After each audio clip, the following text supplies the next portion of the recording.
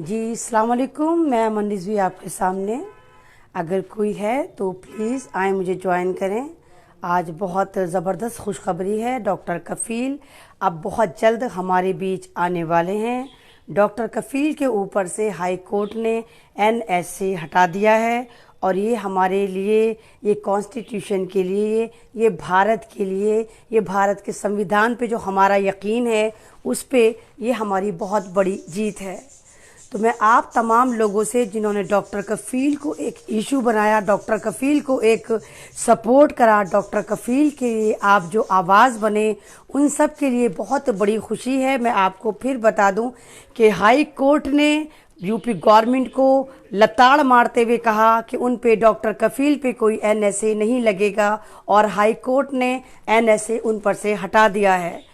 Law and order पे हमें यकीन था, हमें अपने संविधान पर यकीन था और आज एक बार फिर संविधान की जीत हुई है। जिस तरह आपने देखा, मरकज़ी निज़ामुद्दीन को टैग करा गया था, इसको आतंकवाद बनाकर घोषित करा गया था और बहुत सारे जमातियों को, या ये कहिए कि मुसलमानों पे जुल्म के पहाड़ तोड़े गए थे, उनको मॉब लिंचिंग करके मारा गया था। और 5 महीने बाद फिर मद्रास कोर्ट ने, फिर बॉम्बे हाई कोर्ट ने, फिर दिल्ली हाई कोर्ट ने उन्हीं मरकज़ी निज़ामुद्दीन को, जिनको चिल्ला चिल्ला के हमारी सेंट्रल गवर्नमेंट, हमारी दिल्ली की स्टेट गवर्नमेंट, हमारी मीडिया, हमारी पुलिस, हमारे जितने भी ये लोग हैं चिल्ला चिल्ला के कह रहे थे ये आतंकवादी हैं, उनको बेगुनाह साबित करा था। तो एक बार हमारी जीत जब हुई थी और मैं जब भी चिल्ला चिल्ला कर कह रही थी कि मरकज़ी निज़ामुद्दीन वाले बहुत डाउन टू अर्थ होते हैं, बहुत सीधे लोग होते हैं, ये आतंकवादी नहीं होते हैं। इसी तरह दोबारा आज फिर हमारी जीत हुई है। यूपी हाई कोर्ट ने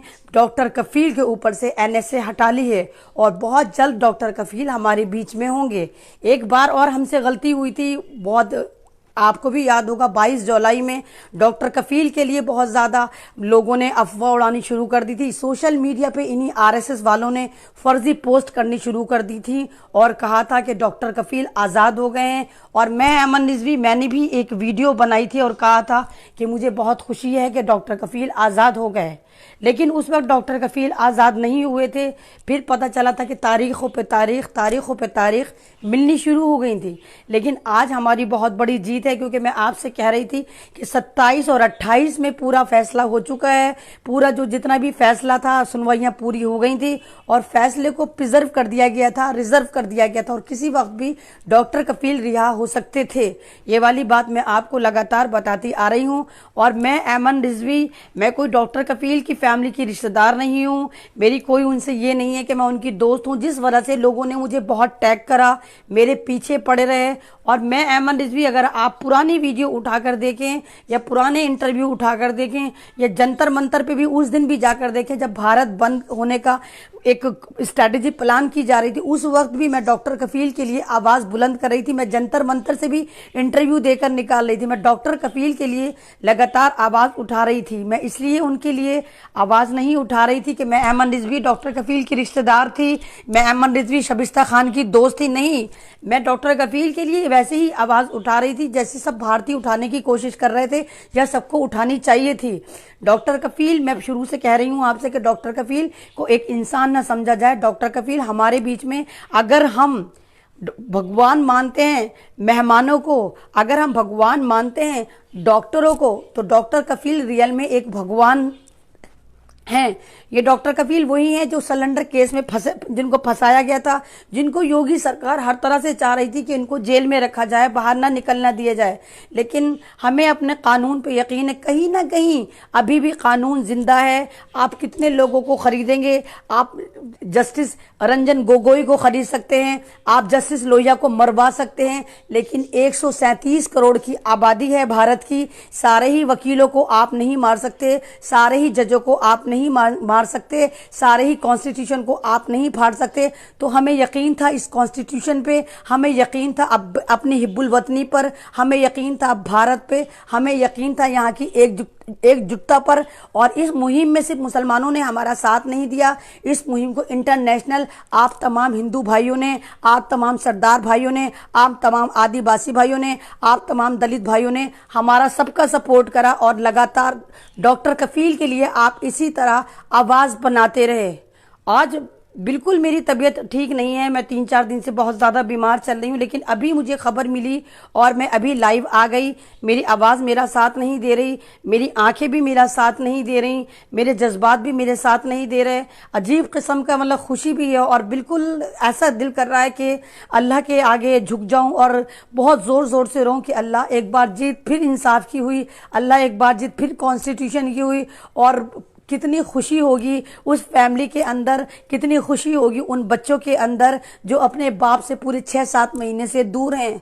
तो डॉक्टर शबिस्ता, हम आपके साथ थे और आज आपकी वजह से, आपकी दुआओं की वजह से, आपके शौहर की इंसानियत की वजह से आज आपकी जीत हुई है और ये जीत आपको बहुत बहुत मुबारक हो। हम वो वाले पल तो नहीं लौटा सकते जो डॉक्टर कफील ने जुल्म व सितम जेल में झेला, हम वो वाली घड़ियां तो नहीं लौटा सकते जब डॉक्टर कफील को सब जलील कर रहे थे और देशद्रोही बता रहे थे। हम वो वाले पल तो नहीं लौटा सकते जब इंटरनेशनल मीडिया पे, मैंने खुद बीबीसी लंदन पे सुना कि बहुत ज़्यादा बदतमीजी से डॉक्टर कफील के लिए देशद्रोही की बात करी जा रही थी, लेकिन हम उन पल को फिर सही कर सकते हैं। दोबारा डॉक्टर कफील फिर हमारे बीच में आएंगे, फिर इंसानियत का परचम उठाएंगे, फिर लोगों के लिए इसी तरह खिदमत करेंगे और उसके लिए हम अपनी जुडिशरी की फिर बहुत बड़ी तारीफ समझते हैं, इसको जीत समझते हैं और थैंक्सफुल करते हैं हिंदुस्तान के कॉन्स्टिट्यूशन का, यहाँ के लोगों का, यहाँ की मोहब्बतों का कि एक बार फिर जीत हुई है मोहब्बतों की।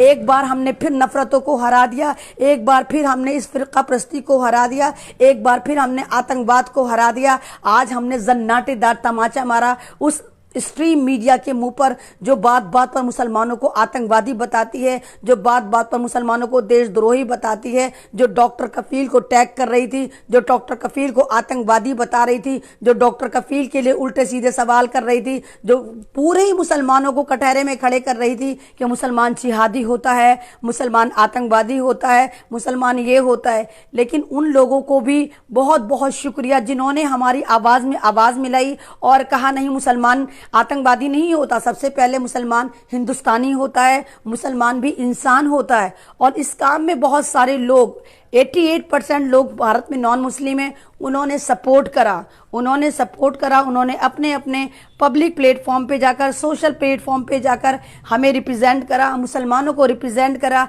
डॉक्टर कफील को रिप्रेजेंट करा, हिंदुस्तान के कॉन्स्टिट्यूशन को रिप्रेजेंट करा, हिंदुस्तान की इंसानियत को रिप्रेजेंट करा।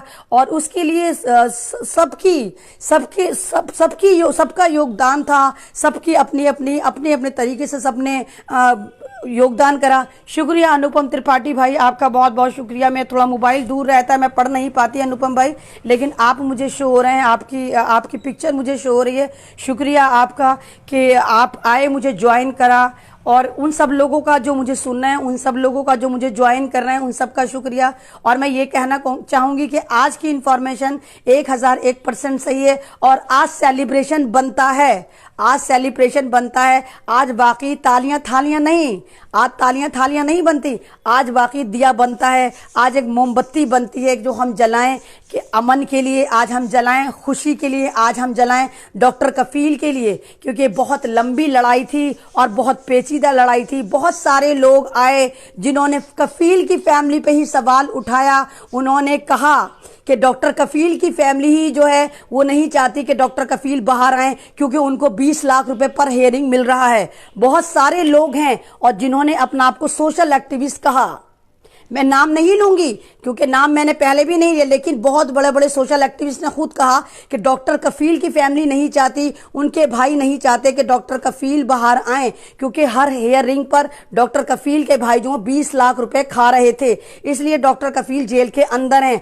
लेकिन वो खुद को ये कह रहे थे कि हाँ, हम चाहते हैं कि डॉक्टर कफील बाहर आए। तो आज उनके मुंह पे भी जोरदार जन्नाटेदार तमाचा है। जो लोग डॉक्टर कफील की फैमिली की आड़ में अपनी राजनीति सेक रहे थे, अपने बिजनेस को चमका रहे थे, अपने आप को चमका रहे थे, क्योंकि बेटा चाहे शराबी हो, बेटा चाहे कातिल हो, अगर वो कानूनी शिकंजे में फंस जाता है, वो जेल चला जाता है, तो यकीन करिए दर्द उतना ही होता है फैमिली को जितना नॉर्मल इंसान का होता है। हर फैमिली अपने शराबी बेटे को, मर्डरिस्ट बेटे को, रेपिस्ट बेटे को उसी तरह बाहर निकालना चाहती है जिस तरह कोई भी चाहेगा, आम आदमी को भी चाहेगा। अरे तो डॉक्टर कफील तो एक नेक इंसान थे, एक फरिश्ता इंसान थे। ऐसा कैसे हो सकता है कि उनकी फैमिली उनके नाम पे सियासत करे, उनके नाम पे हर हेयरिंग पे 20 लाख रुपए खाए। ये सारे इल्जामात थे ताकि डॉक्टर कफील पे मुद्दा भटकाया जा सके, ताकि डॉक्टर कफील पे और पैसा जमा करा जा सके, ताकि डॉक्टर कफील के नाम पे लोगों को डिवाइड करा जा सके, ताकि डॉक्टर कफील के नाम पे संविधान को भटकाया जा सके। तो आज जीत हुई है और जश्न बहारा बनता है। आज जीत हुई है, कॉन्स्टिट्यूशन पे यकीन बनता है। आज जीत हुई है, अपने भारत पे गर्व करने को दिल करता है। आज जीत हुई है, आज हिंदू मुस्लिम सिख ईसाई के यूनाइटेड होने पे, उन पे एक होने पर यकीन करने पर दिल करता है और जश्न बनता है। तो आप लोगों ने जिस तरह सपोर्ट करा, आप लोगों ने जिस तरह साथ दिया, तो मैं ये कहूँगी लड़ाई बेशक बहुत लंबी थी, हमारी जीत हुई। 6 महीने बाद, 7 महीने बाद हमारी जीत हुई, लेकिन हमें अभी भी बैठना नहीं है। अब हमें फिर निकल पड़ना है अपने मिशन पर। इस बार हम संजीव भट्ट के लिए आवाज़ उठाएंगे, IPS संजीव भट्ट के लिए आवाज़ उठाएंगे, उनके लिए ऐसे ही लड़ेंगे। और उन तमाम लोगों के लिए जो सोशल एक्टिविस्ट थे, जो कहीं ना कहीं NRC के प्रोटेस्ट से जुड़े हुए थे, जो कहीं ना कहीं जिनको फंसाया गया, जिनको दिल्ली दंगों में शामिल करा गया, दिल्ली दंगों में लपेटा गया, तो आप सब लोग वादा करें कि आप इसी तरह इस मुहिम में शामिल रहेंगे और उनके जस्टिस के लिए आवाज़ उठाएंगे, उनको रिप्रेजेंट करेंगे कि नहीं वो मुजरिम नहीं है, उनको भी बिल्कुल ऐसे ही फंसाया गया है जैसे डॉक्टर कफील को फंसाया गया है। तो आप बिल्कुल ऐसे ही रहेंगे। लेकिन आज जश्न बहारा है, आप जश्न मनाइए। जो लोग हैं वो नफले पढ़ें, जो मुस्लिम हैं नफले पढ़ें, अपना सदका खैरात करें कफील के नाम का कि डॉक्टर कफील हमें यकीन था कि आप बाहर आएंगे, डॉक्टर कफील हमें यकीन था कि हम जीत जाएंगे, डॉक्टर कफील हमें यकीन था कि बेशक भारत में जंगल राज शुरू हो गया है, बेशक भारत में जंगल राज शुरू हो गया है, लेकिन कहीं ना कहीं अभी संविधान जिंदा है।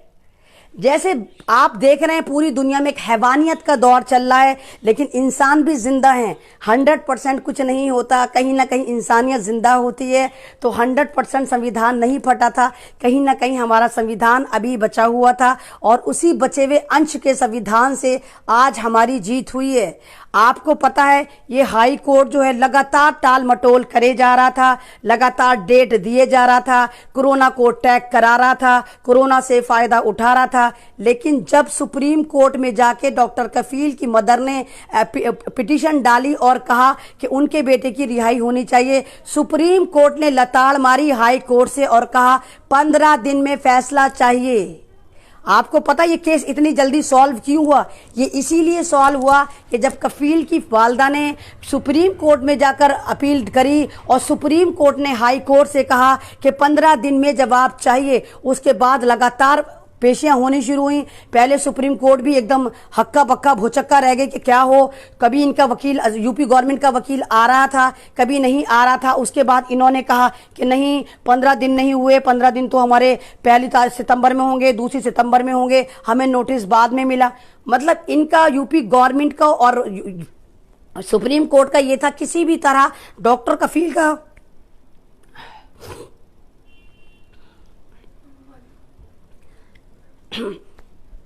सुप्रीम कोर्ट का और डॉक्टर कफील यूपी गवर्नमेंट का यही था कि किसी भी तरह ये जो मसला है ये अटका रहे और इसी पे राजनीति करते रहें, क्योंकि बिहार में इलेक्शन है। मैं आपसे कह रही हूँ कि मेरी तबीयत ठीक नहीं है, लेकिन सेलिब्रेशन बनता है, खुशियाँ बनती हैं, इसलिए मैं आपके बीच में हूँ। और अगर मेरी बात बुरी लगी हो या मेरी किसी चीज़ से प्रॉब्लम हो रही हो तो उसके लिए मैं आपसे माफ़ी चाहती हूँ।